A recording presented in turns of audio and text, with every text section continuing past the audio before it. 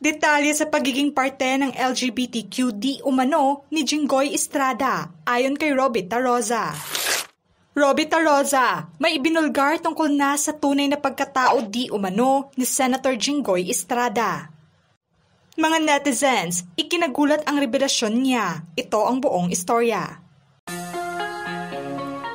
Sentro muli ng atensyon ngayon ang pangalan ni Senator Jinggoy Estrada dahil nasa revelasyon ng ex-matinee idol na si Robby Taroza tungkol na sa pagiging parte di umano ng LGBTQ ng senador.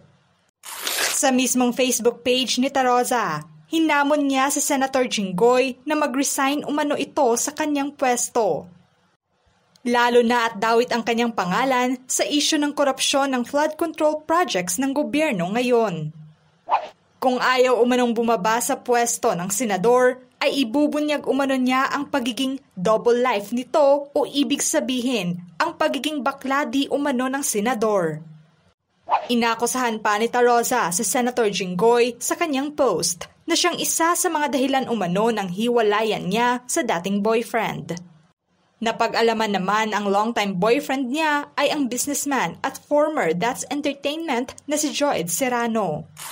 Sa Facebook post, saad niya, "Jinggoy, mag-resign ka na, kundi I will be forced to tell the country about your double life. You are one of the reasons ba't kami naghiwalay. I have all the receipts dear. Try me. Pareho lang kayo ng ex ko, baboy." Bumanat pa siya ng revelasyon sa comment section ng kanyang naturang post at pagkwento niya na nagkaroon umano ng relasyon si Senator Jinggoy at ang kanyang ex-boyfriend na si Serrano, kasagsagan ng presidential campaign ni late Fernando Poe Jr. noong 2004. Alam naman ng publiko na matalik na kaibigan ni FPJ ang ama niya na si former President Joseph Estrada.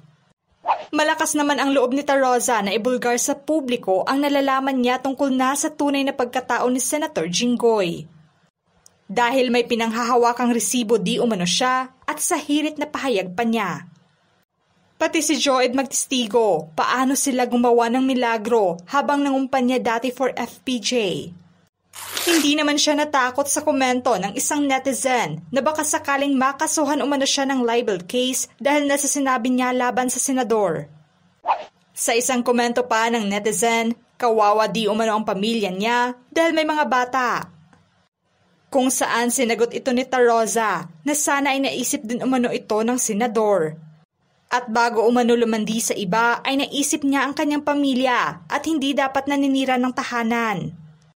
Giit pa niya na wala umano siyang pakialam kung ano ang magiging reaksyon ng senador sa revelasyon niya ngayon.